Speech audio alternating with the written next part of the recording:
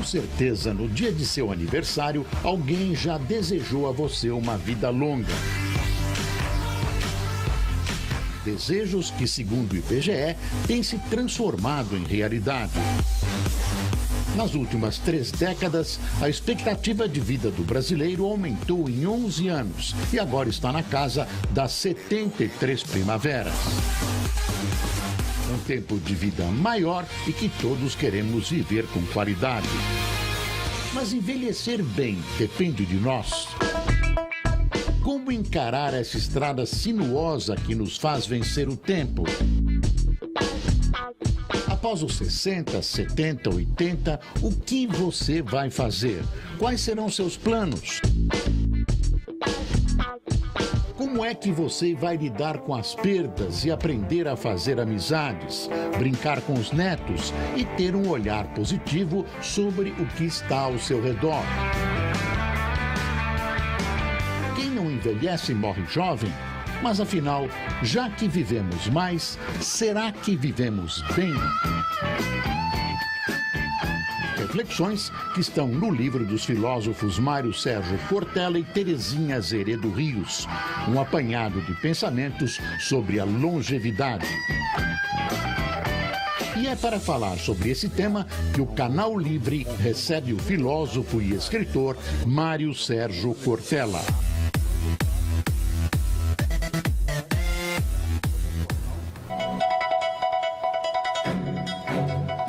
Boa noite. E para entrevistar o filósofo Mário Sérgio Cortella, estão comigo aqui na bancada os jornalistas Fernando Mitre e Fábio Panunzio. Professor Cortella, boa noite, prazer em recebê-lo no Canal Livre. E eu vou lançar uma pergunta extremamente simples.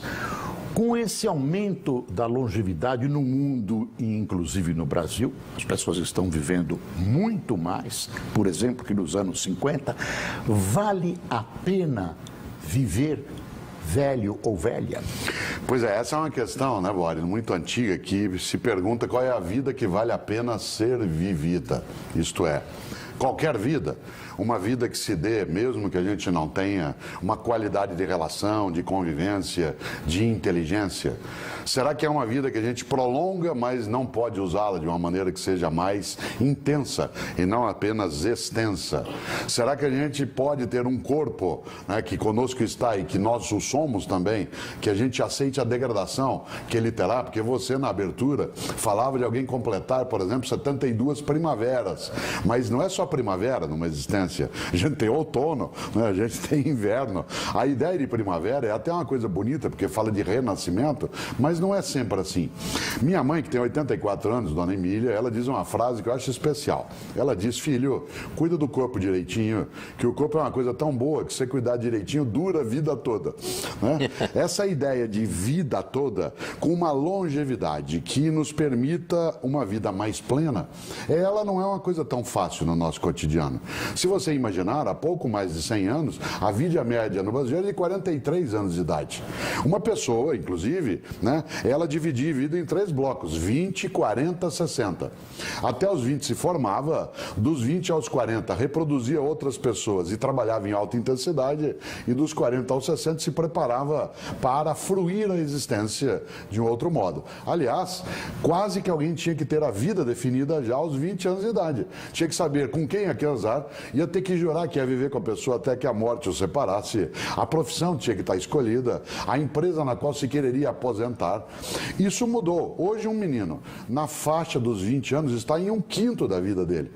Uma pessoa hoje com 60 anos, ela não chegou ainda a completar talvez os 2/3 possíveis que ela poderá de existência. Portanto, vivemos mais sim, mas não obrigatoriamente estamos vivendo bem. E essa é a questão, quer dizer, a questão é não apenas mais tempo, mas a qualidade do tempo. E na medida em que a pessoa vai vivendo e o tempo vai se encolhendo, né? Você vive mais, mas o tempo no seu horizonte vai se encolhendo. A qualidade desse tempo que está à sua disposição e que será pouco, né, cada vez menos, ela precisa ser trabalhada. A questão é, nós estamos cuidando muito bem, a medicina nos ajuda e quem tem dinheiro aí fica mais à vontade ainda, estamos cuidando muito bem do físico. a questão do espírito está sendo atendida na mesma proporção? E essa é uma das questões que a filosofia traz à tona, razão pela qual a Terezinha Rios, que é filósofa, e eu, a gente decidiu dialogar em torno desse tema. Porque esse campo da medicina é bem tratado hoje, em relação ao que é que a medicina faz para que haja, né, uma condição física, né, e até alguma qualidade mental de existência que permita evitar a degradação. No entanto, há uma questão filosófica muito séria que o Boris levantou logo no ponto de partida, que é viver para quê? Qual que é? Há um grande pensador britânico do século XIX chamado Benjamin Disraeli. E o Benjamin Disraeli dizia: a vida é muito curta para ser pequena. A vida é muito curta para ser pequena. Você sabe que já basta que ela curta seja para que a gente consiga apequená-la de algum modo. E você pode apequenar uma vida mesmo que ela tenha 70, 80 anos de duração. Porque o que é a pequena vida é uma vida que se diminua como capacidade de plenitude, como convivência que seja mais afetiva, como possibilidade de não ser discriminado, de ter uma amorosidade que seja recíproca, de não ser entendido como desocupado apenas porque tem mais idade. E ao mesmo tempo, todo tipo de recusa e rejeição que uma parcela dos jovens no Ocidente, às vezes, dedica às pessoas com mais idade. Porque se você observar, o mundo oriental, seja ele nipônico, né, chinês, semita, é um mundo que trabalha com a ideia do idoso como algo a ser valorizado. Na África, inclusive, se diz, quando morre um idoso, morre uma biblioteca. Olha que frase bonita. Quando morre um idoso é como se uma biblioteca fosse incendiada. Nós temos uma certa recusa a essa ideia. No entanto, há um ponto que é chave. De fato, a degradação do corpo e da mente pode vir, mas hoje a atenção é tamanha em relação aos idosos por conta de serem um grupo de força econômica muito grande dentro do campo do mercado. Quer dizer, é um novo mercado para várias coisas, do consumo, da destinação do lazer, de cruzeiros que são feitos, de estrutura de passeio. Portanto, há uma tensão mais forte, em que não se entende mais, Mitre, isso é bom, que aquela pessoa que não está, por exemplo, no mercado de trabalho, que ela seja inútil. A própria palavra aposentado significa aquele que vai por aposento, que fica lá dentro de casa e não aparece mais na rua. Retirado. Isso, né? em inglês, o retired, ou em espanhol, o jubilado, jubilado, aquele que, em vez de ter o júbilo de aproveitar, é aquele que é colocado fora. Né? Hoje, há sim uma rejeição, por parte, inclusive, das pessoas com mais idade, de imaginarem que ela é alguém desvalida, uma pessoa desvalida. Professor, mas tem, em contrapartida também, hoje existe toda uma estética voltada para a imagem de juventude. A sociedade é baseada no consumo e considera o indivíduo, a cidadania dele, enquanto ente produtor da sociedade. Quando ele envelhece e é posto de lado, o Estado considera um peso. Quer dizer, a velhice ou o processo de envelhecimento está longe ainda de ter uma aceitação social, de ocupar o espaço político que merece e de merecer o respeito que merece também, né? Sem dúvida, inclusive porque nós damos um salto muito grande no Brasil, que agora vem sendo alterado, entre aqueles que cuidam da juventude e aqueles que cuidam dos mais idosos, e ficou pelo meio uma lógica de uma sociedade em que todo mundo tem que ser jovem e produtivo. Exemplo, na medicina, se trabalhava antes só com a pediatria e a geriatria. Hoje você já tem alguns médicos que são ebiatras. A palavra nem é usada tanto no dia a dia, é que Hebe é uma divindade da juventude, né, dentro do mundo do passado clássico. Portanto, ebiatra é aquele que cuidaria, né, dos jovens desse ponto de vista. E quase que nós temos, Fábio, uma obsessão ebiátrica no cotidiano. Isto é, todos e todas temos de ser jovens o tempo todo, simulando até uma juventude em relação à conduta, ao modo de vestimenta, ao tipo de fruição do mercado no dia a dia. Há toda uma fantasia quase travestida, né, da ideia de que vitalidade está ligada a essa ideia. E, portanto, aquele que já não está mais, por exemplo, no mercado de trabalho, que ele pode ser descartável. Eu gosto de fazer uma distinção entre trabalho e emprego. Emprego é fonte de renda e trabalho é fonte de vida. Emprego é fonte de renda e trabalho é fonte de vida. Alguém que não está mais no emprego não significa que não tenha mais trabalho, porque trabalho é sinônimo de ocupação. Por exemplo, ócio. Ócio não é ausência do que fazer. Ócio é a possibilidade de escolher o que fazer. Um preso não tem ócio. Um desempregado que não queria ser desempregado não tem ócio. Ócio não é vagabundagem. Ócio é a capacidade de escolha. Eu me lembro sempre, há um quadrinho antigo, o Mitre deve gostar, né? E o Boris acompanhou isso porque tem mais a nossa faixa etária até do que a do Panunzio, do Fábio. Mas era um quadrinho que os jornais publicavam pelo mundo chamado Frank e Ernest, que é clássico. Né? E tem um que eu acho maravilhoso. Não é do meu tempo. Não é do teu tempo. Qual é o nosso tempo? Parênteses. Antes até de falar isso, o Milor Fernandes, que morreu com 88 anos no ano de 2012, ele dizia, olha só, ele dizia, aos 80 anos ele dizia isso: atenção, moçada, quando eu disser no meu tempo, eu quero dizer daqui a 10 anos. Isso, e o senhor coloca no livro muito bem o exemplo do Deus Janus, não é isso? Isso, Janus, a ideia da frente e o passado. Mas eu não queria perder o Frank e o Ernest, que é o quadrinho que eu mais gosto nessa tirinha, em que o Frank vira pro Ernest e me diz assim: Frank, nós somos vagabundos. Porque eles nada fazem. Aí o Ernest diz: não, nós não somos vagabundos. Vagabundo é quem não tem o que fazer. Nós temos, só não fazemos. Portanto, essa ideia do ócio, ele não é sinônimo de vagabundagem. E nesta hora, essa percepção, né, de alguém que é capaz de olhar o passado e o futuro, que é exatamente a divindade bifrontal, né, do mundo latino, Janus, que dá nome ao mês de janeiro, né, alguém que tem um rosto que é voltado para o passado e outro para o futuro, é algo que a filosofia não pode descartar. Não se pode idealizar, né, a idade mais avançada como sendo apenas um benefício. Mas ela não é só um patrimônio, ela é um encargo também. Claro. Mas, professor, há aí o desafio da solidão, né? Como conviver com a solidão, como fugir da solidão.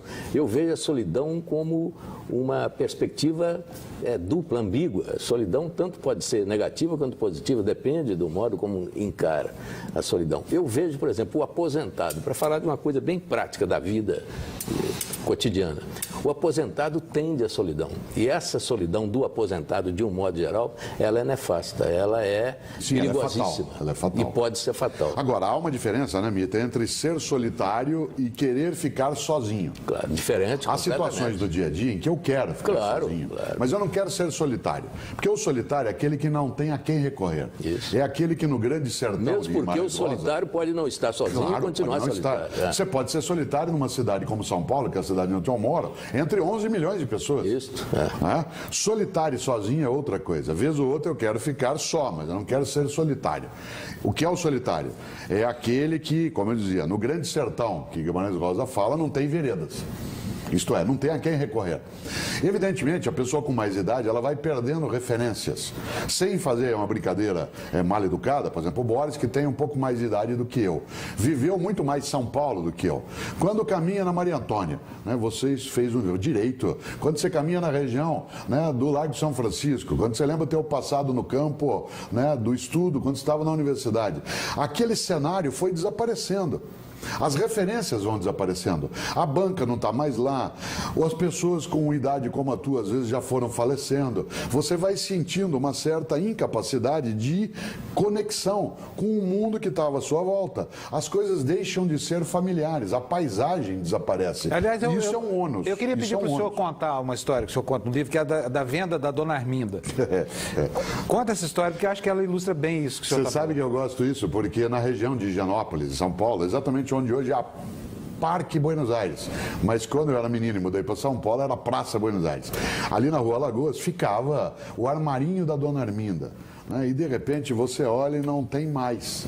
Minha mãe, que sempre morou na região, ela vai passando pelos lugares e os lugares foram desaparecendo. A casa de carnes não tem, aquilo que era o supermercado onde você conhecia o padeiro e o açougueiro vai desaparecendo. Isso vai gerando uma ideia de abandono no cotidiano.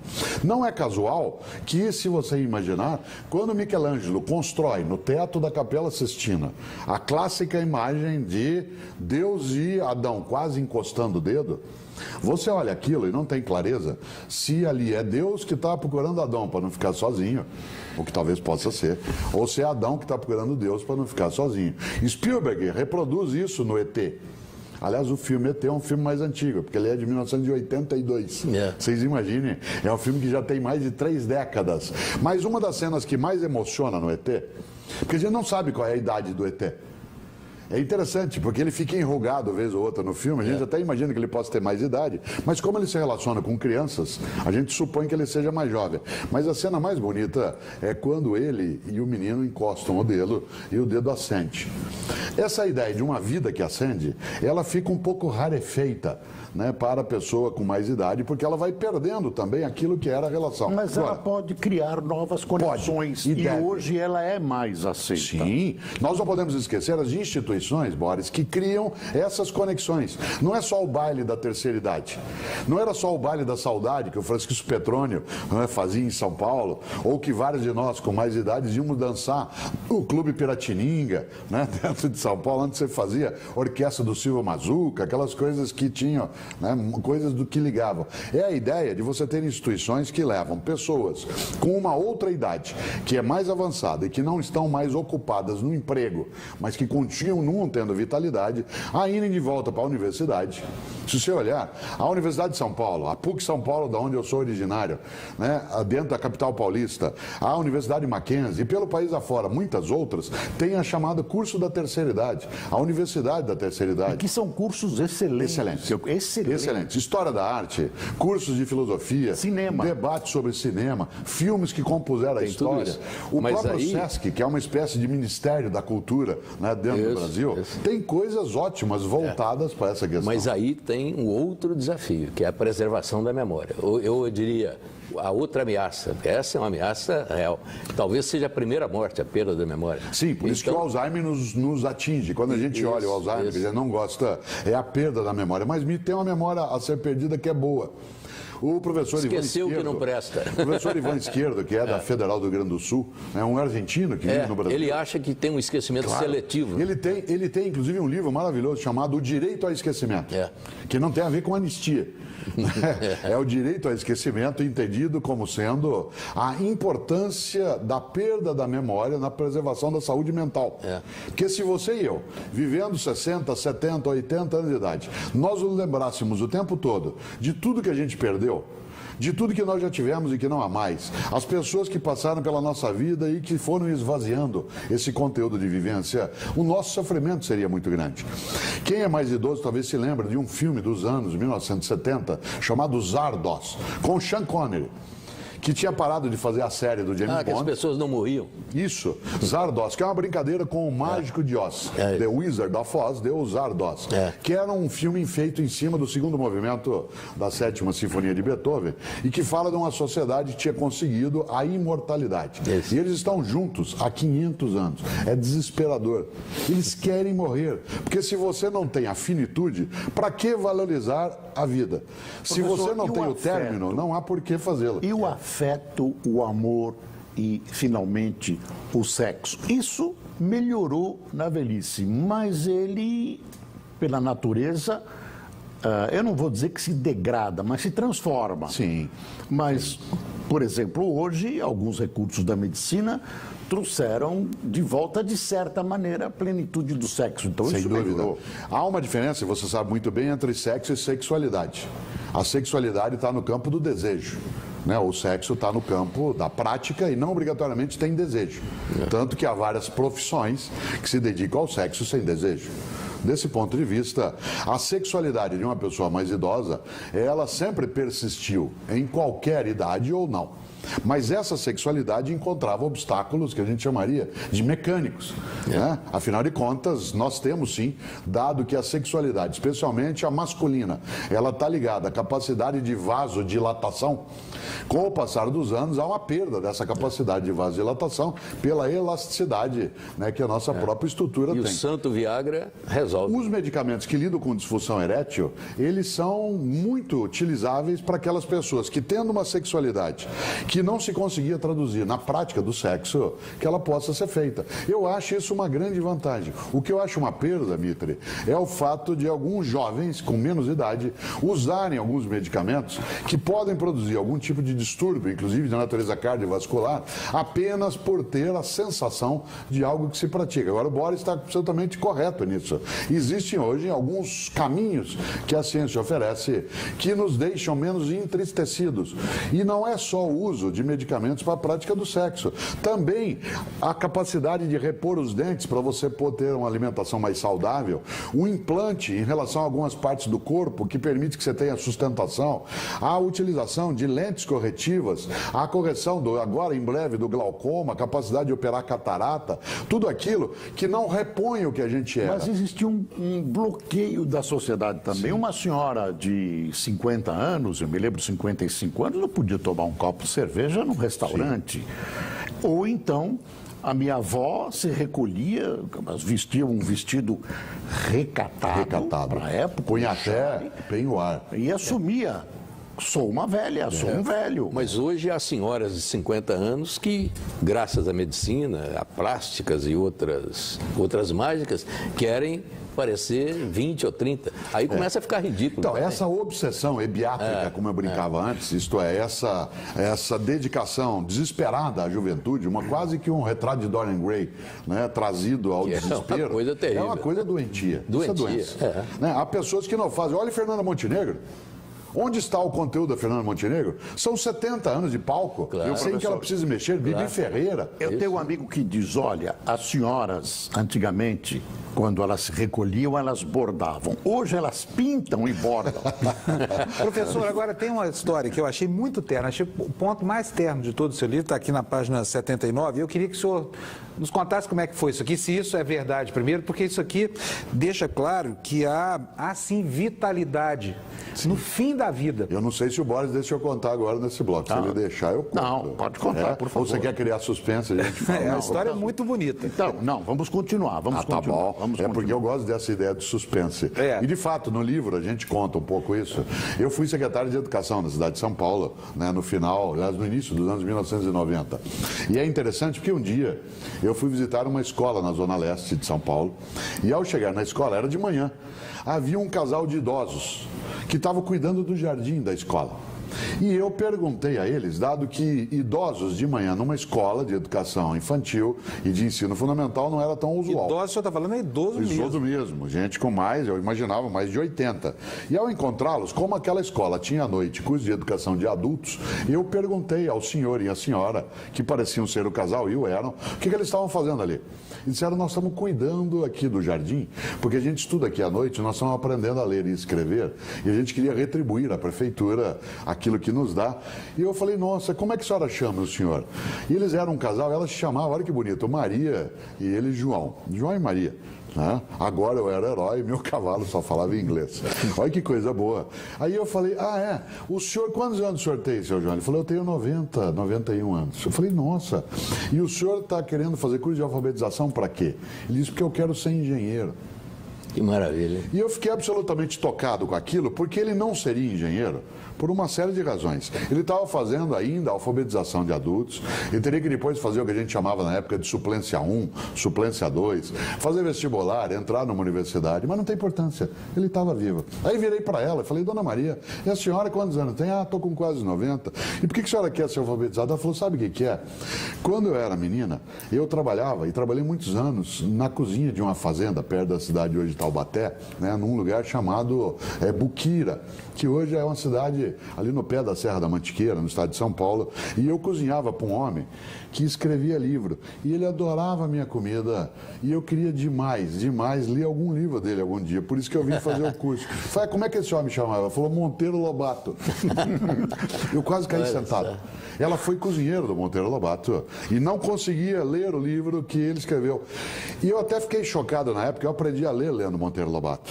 Reinações de Janezinho, né? Emília, o mundo da matemática, Pedrinho e suas caçadas. E eu fiquei tão chocado porque Monteiro Lobato é um dos meus ídolos. E quase fiquei, Boris, com um pouco de raiva dele, embora ele não merecesse, porque como é que ele não alfabetizou? Um homem que criou a editora, que criou a clássica frase de que um país se faz com homens e livros, não era uma preocupação naquela época, né? A ideia de você alfabetizar todas as pessoas como um direito subjetivo. Mas eu achei tão bonito, evidentemente, como isso aconteceu, Fábio, há mais de 20 anos eles já faleceram. Mas eles estavam vivos aos 90 Talvez ele não tenha tido tempo para se formar engenheiro, mas pode ser que ela tenha lido um livro de Monteiro Lobato. Eu espero que sim, eu não a ela encontrei tenha conseguido. Mas tudo isso me lembra aquela busca que é fundamental na vida, que é a busca da felicidade. Sem dúvida. E eu queria que o senhor conceituasse essa coisa estranha que é a felicidade. A felicidade não pode ser um estado permanente, não é possível. Ela Não tem devo- que ter... não Não sei devo se o Boris imaginar. vai querer dar o conceito de felicidade no próximo bloco ou se ele pode dar Não, agora. eu tenho uma pergunta do psicanalista Jorge Forbes. Ele fala sobre transcendência. Vamos ver. Mas e a pergunta. felicidade? Nós voltamos com a transcendência, que as duas coisas estão. Vou juntar as duas. Na preocupação básica de todos nós humanos está a questão da morte, está a questão da perda, está a questão de que aquele que eu amo hoje, amanhã eu posso não ter mais, eu posso não ver mais. Eu gostaria de saber como é que você trata desse tema. Você acredita numa transcendência espiritual, numa transcendência laica, ou não acredita em transcendência? Como é que você está pensando essa questão? Olha, Fábio, a tua área, que é na qual você é extremamente especialista, ela lida um pouco com a ideia de que nós humanos somos capazes, né, de ultrapassar aquilo que é a mera materialidade do mundo. Eu entendo a transcendência, e eu acredito nela, eu entendo a transcendência não como uma força pessoal, mas como uma capacidade de vitalidade que emana no conjunto da força que faz a vida vibrar. E por isso é sim uma transcendência que vai além do mundo que nós estamos e que, portanto, dá sentido à vida e nos oferece a percepção de que, embora eu seja mortal, como você lembrou, que a minha vida não é inútil, descartável, mera biologia que, sendo vibração molecular, isto é, eu sou uma unidade de carbono, né, como dizia o senhor Spock no Jornada nas Estrelas. Né, a química orgânica, quem estudou, lida com aquilo que tem carbono, a química inorgânica com o que não tem carbono. Eu não sou mera unidade de carbono, eu sou, sim, carbono, que é capaz de ficar na memória, ficar na vitalidade, me repartir em vida. E para mim, transcendência é exatamente isso. E pode se transformar na possibilidade de religiosidade. A gente não deve, já conversamos até isso em algum momento, confundir religião com religiosidade. Religiosidade é uma percepção de reverência à vida que ultrapassa a mera matéria.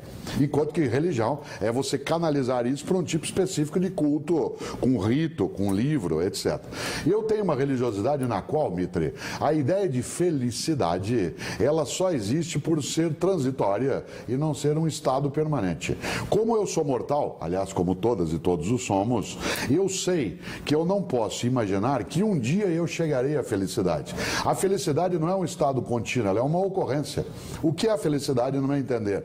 É quando você tem, repito a expressão, uma vibração intensa que só é boa porque é passageira. Aliás, é como o consumo de uma taça de vinho. Eu gosto de fazê-la sempre, mas eu não gosto de fazê-la o tempo todo. O alcoólatra não encontra prazer na bebida, ele tem dependência. Uma pessoa que usa o cigarro de maneira contínua como dependência não tem prazer naquilo. Só existe prazer na carência. Só existe felicidade na não continuidade. Que é essa questão por que o extensa. Mitre colocou da Exatamente. felicidade. Eu só sou capaz de momentos de felicidade porque ela não é contínua. Se ela fosse, eu não a fruiria e nem perceberia. Eu dou um exemplo que vale até. Quem já fez alguma vez na vida um exame que a medicina às vezes pede, que é o ultrassom de vias urinárias. Se tem uma coisa gostosa na vida, de vez em quando, é água, quando você está com sede. Tomar um copo d'água, fazer esse gesto, é algo que a gente até frui. Ter que fazer 8 copos desses para fazer um ultrassom de vias urinárias é algo que deixa em estado de irritação. E se o senhor tomar 18 litros, o senhor vai morrer. 18 eu faleço, eu entro num choque. Nesse sentido, o que equivale nesta hora, eu só aprecio a água porque eu não fico tomando de maneira contínua. A felicidade, ela não pode ser bloqueada. Uma vida feliz não é aquela que não haja trauma, não haja desespero em alguns momentos, não haja perturbação. Uma vida em que a felicidade possa vir à tona é aquela em que eu não abafo os momentos em que eu posso sim vibrar. Mas talvez haja algum equívoco também na busca da felicidade. Eu acho que a euforia, que é muito procurada, substitui para pessoas menos até preparadas com medicamentos. a ideia, até com medicamentos. Com álcool, com uso de drogas legais ou ilegais. Assim como viver pelos instintos, os mais naturais, também leva a um tipo de felicidade, entre aspas, que não é a felicidade no porque seu ela é sentido muito vazia. pleno. Agostinho, grande teólogo do século V, Agostinho de Hipona, ele tem uma frase, Mito, que eu acho que vai ajudar a gente a pensar. Ele diz: não sacia a fome quem lambe pão pintado. Não sacia a fome quem lambe pão pintado. Não basta se contentar com as aparências. O Canal Livre vai por um rápido intervalo e voltamos daqui a pouco. Até já.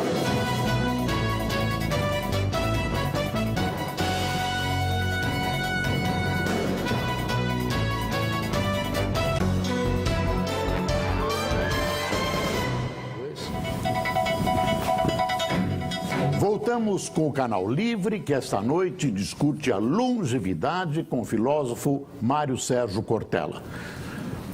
Professor, eu me lembro de um filme japonês antigo, acho que do Kurosawa. Eram duas pessoas mudas, não eram idosas. E o filme tinha um nome que eu sempre lembro, que é A Felicidade Está em Nós. Transplantando isso para a velhice, a felicidade está em nós? Ela está como possibilidade. Isso no livro Vivemos Mais, Vivemos Bem, a Terezinha Rios e eu dialogamos em torno disso.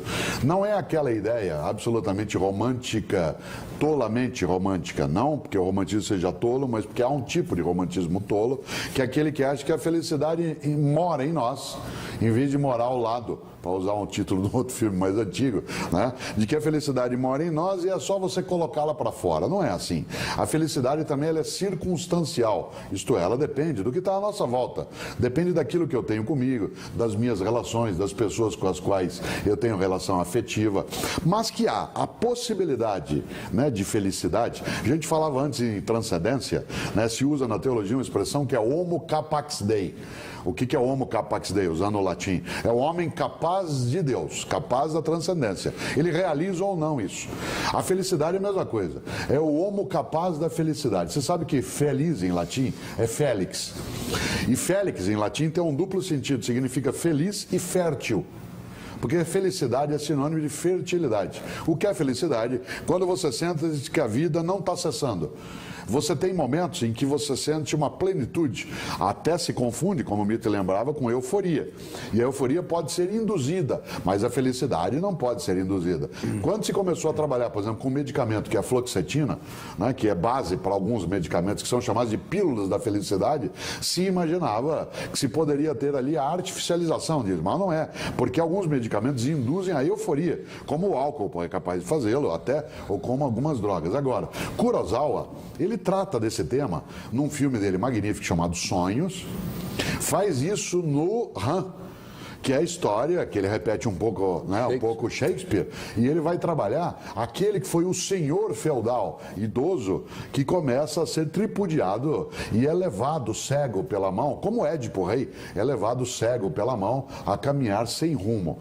Esta ideia do Kurosawa, ela vale bastante, Boris, quando a gente pensa na felicidade como sendo um instante que se repete em vários momentos, mas que não pode ser entendido como contínuo. O Quino, o grande Quino, o cartunista argentino, ele tem um quadrinho da Mafalda, que eu acho genial, em que a Mafalda, que é sempre instigante, decide dar uma cutucada num senhor velhinho, né, que era chaveiro. E tem assim, no primeiro quadrinho, ela encosta no balcão do chaveiro, um senhor idoso, diz assim: por favor, a chave da felicidade. E aí o senhor responde no segundo quadrinho: pois não, você me mostra o modelo? E ela no terceiro quadrinho diz assim: velhinho esperto esse. Professor, agora eu quero mudar um pouco o assunto, falar do sofrimento. É o seguinte, inventou-se um bordão, eu tenho uma implicância com isso espetacular, que é chamar a velhice de melhor idade. Ela não é efetivamente a melhor idade. Isso é uma corrupção da idade desse termo. Eu gostaria de saber do senhor o seguinte: a gente tratando aqui de felicidade, essa coisa toda, mas a gente vê, por exemplo, pessoas que chegaram à maturidade intelectual, Carlos Aires Brito, chegam aos 70 anos e são chutadas para fora. A aposentadoria de um ministro do Supremo, por exemplo, se chama expulsória. Ele está sendo chutado dali. Como é que a nossa sociedade vai caminhar no sentido de considerar isso como um patrimônio? Quer dizer, a pessoa vai devolver aquilo que ela juntou. Claro, né, Fábio? Olhar o idoso como um encargo, é uma visão torta até daquilo que pode ser feito.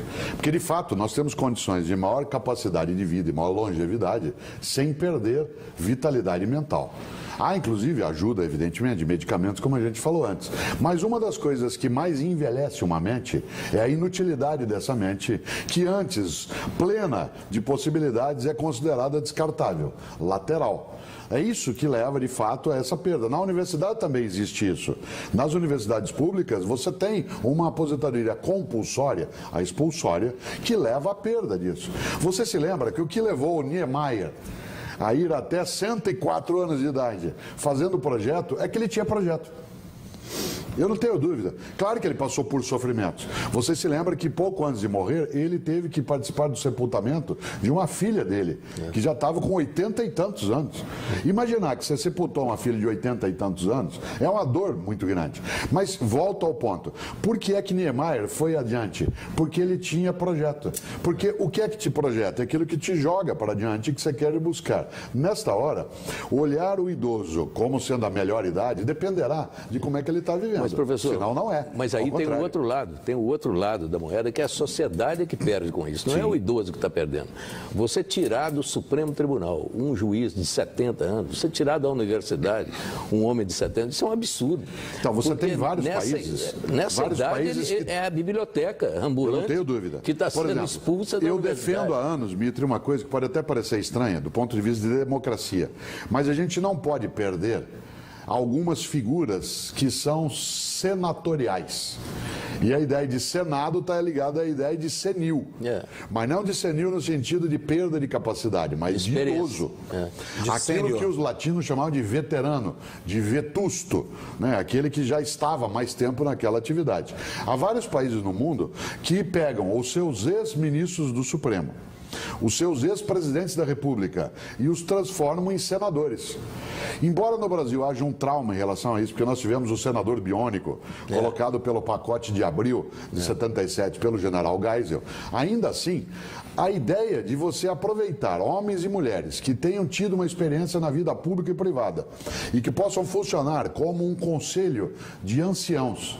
Você sabe que em grego a ideia é presbi, né? Por isso você tem presbitério, presbítero, o conselho de anciãos. Em algumas religiões ele funciona, aquilo que seria o conselho dos idosos, né? Em vários lugares. Ele serviria como alguém que não se perderia, não se jogaria fora a experiência que ele carrega. É difícil, Fábio, engolir essa perspectiva, porque ao chamá-la pelo eufemismo de melhor idade, em última instância nós estamos dizendo, ó, a gente até não está precisando mais de vocês, curta a vida. E não Como é verdade. se isso fosse possível. Não, né, é verdade. Agora, o senhor também fala sobre programas modelares de adaptação das pessoas que vão chegando próximo à aposentadoria para algumas empresas brasileiras, Correios, o senhor cita algumas delas.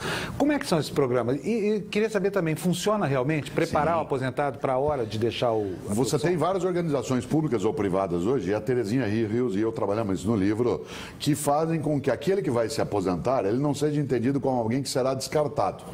Ele possa voltar. Eu tenho vários exemplos, um que eu gosto demais é do Tribunal Superior Eleitoral, da Justiça Eleitoral Brasileira, que é histórica, ela é longa, e ela tem uma coisa bonita, que é fazer com que aquele que trabalhou na Justiça Eleitoral, que ele possa voltar em vários momentos para o contato com aqueles que estão entrando agora, de maneira que ele possa trazer a história. Há empresas que fazem isso, há grupos ligados à área privada que fazem uma transição.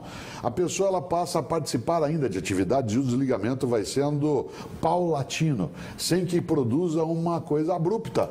Como a morte para nós é uma coisa abrupta em vários momentos, né? Nós não queremos que ela venha, por outro lado nós a desejamos de maneira imediata. É preciso fazer e preparar. Os árabes têm um ditado, que é o que eu mais gosto, que é uma despedida, né? Um modo de despedir. Parte dos árabes se despede dizendo vida longa e morte rápida.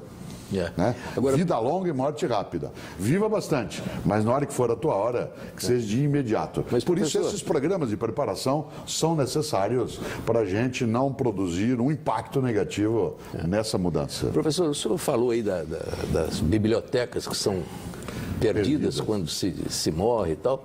E eu me lembrei de uma declaração sua, acho que está aqui no livro, de que o senhor não guarda livro mais. Não mais. Eu sabia que você... Peraí, isso vai dar confusão. O senhor é um homem jovem, entendeu? E essa eu não entendi. Quer dizer, o senhor não tem necessidade de consultar sua biblioteca? Eu tenho. Então? Dos meus 6 mil livros, eu consegui selecionar 200, que são aqueles que eu quero que sigam comigo, por enquanto. Os próximos 40 anos. Que sigam comigo pelo tempo que eu for.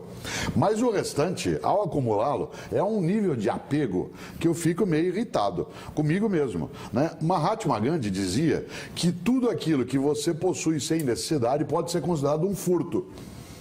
Ele não considera furto apenas o que você tira de outro. Eu não entendo o senhor considerar desnecessidade 6 mil livros que o senhor poderia consultar a qualquer momento. Eu estou distribuindo e levo para as universidades, para onde eu vou, e quando eu preciso eu vou lá consultar. Eu vou dizer para o senhor que eu não estou largando eles para sempre, eu estou só perdendo o apego. Eu vou pedir licença, nós vamos fazer mais um intervalo, o Canal Livre volta já.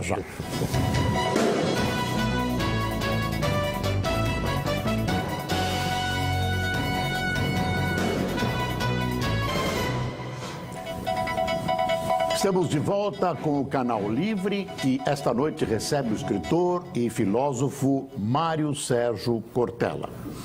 O senhor falava dos seus livros, da sua biblioteca, e eu coloco uma questão. Também isso é uma maneira de fazer com que o outro que não tem possibilidade de ter o livro, o tenha. Sem dúvida. Você não é jogar no lixo o livro. Eu tenho esse livro que nós estamos conversando um pouco, é da editora Papiros. Eu tenho outros 5 livros, além desse, é o 6º livro pela editora Papiros, é sempre em forma de diálogo.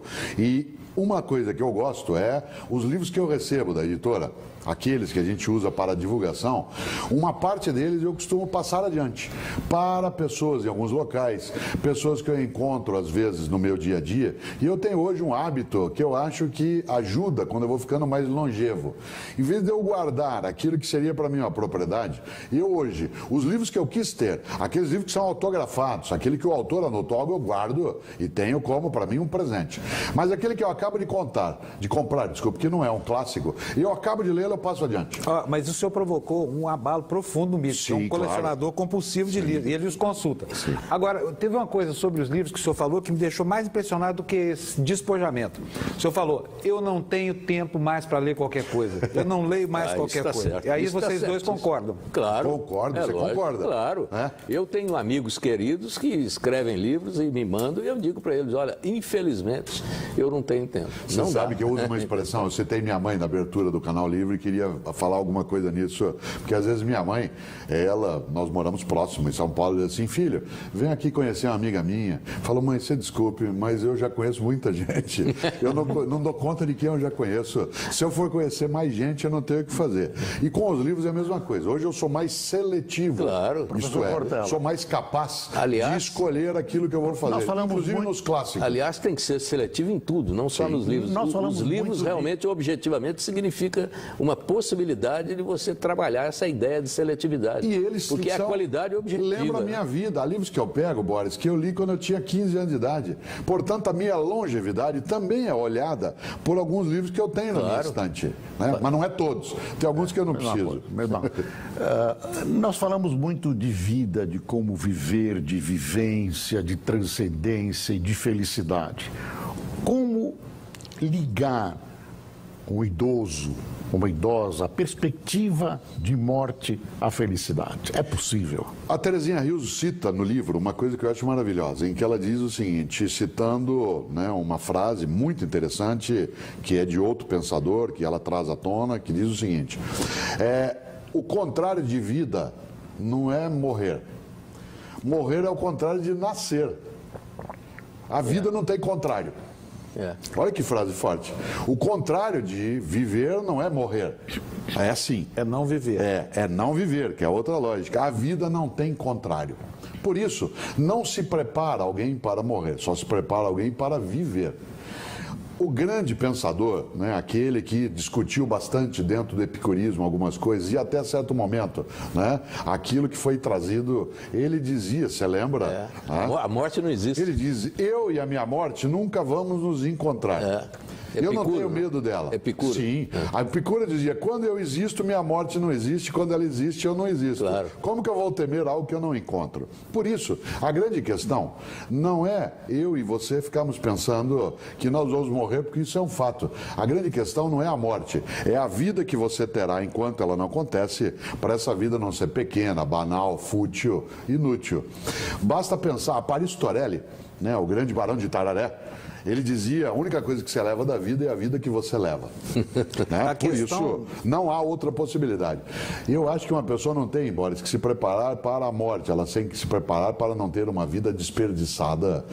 Mário Quintana, eu citei um gaúcho, que é o Paris Torelli, vou citar outro. Mário Quintana tem uma trova deliciosa que ele diz, um dia pronto, me acabo, seja o que tem de ser, morrer que me importa, o diabo é deixar de viver. Não é morrer, é o deixar diabo de é viver. deixar de viver. A vida não tem contrário. Agora, professor, desculpe, não, por favor. O filósofo italiano, pensador italiano Domenico de Masi, fez um grande sucesso por aqui, pregando o ócio criativo, até uma certa apologia da preguiça num sentido assim bem especial, a solidão, o silêncio, valores assim que estavam um pouco desapercebidos, porque a gente corre disso, né? A gente busca exatamente ser prático na vida, produzir e produzir concretamente.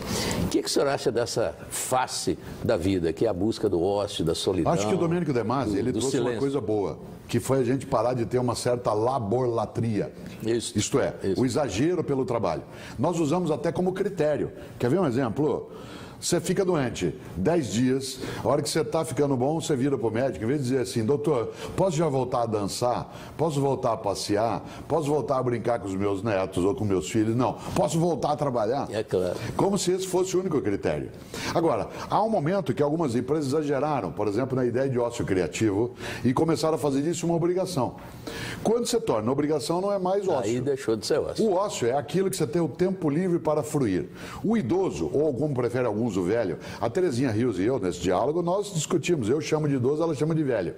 Né? E ela gosta de fazê-lo, porque ela acha que velho é uma coisa carinhosa e eu prefiro idoso. Mas ainda assim, eu acho que quando a gente pensa em ócio, não é a vida que você não tem o que fazer, volto a esse ponto. É aquela vida que você pode escolher o que fazer. Para isso é tarefa do poder público ajudar a garantir as condições e da família também, não descuidar, isto é, não abandonar, não deixar trancado no aposento como se fosse a louca da casa que fica lá fechada. A Adélia Prado, que é mencionada aí, diz muito, e ela já está bem idosa, ela diz, eu não quero nem a faca nem o queijo, eu quero é a fome.